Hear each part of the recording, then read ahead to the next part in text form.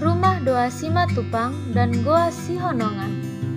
Rumah doa ini dibangun sekitar tahun 2012, berada di Dusun Sitabunan, Desa Sihonongan, Kecamatan Paranginan, Kabupaten Humbang Hasundutan.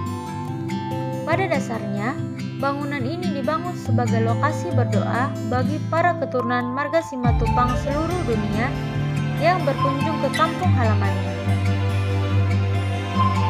Bangunan ini juga sebagai monumen untuk mengingatkan agar seluruh keturunan marga Simatupang tetap mengingat kampung halamannya serta menjalin kebersamaan sesama keturunan marga Simatupang.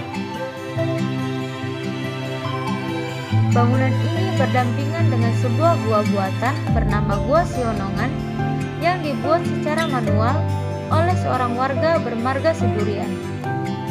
Gua ini sangat unik karena memiliki lorong-lorong yang berhubungan antara satu dengan lainnya.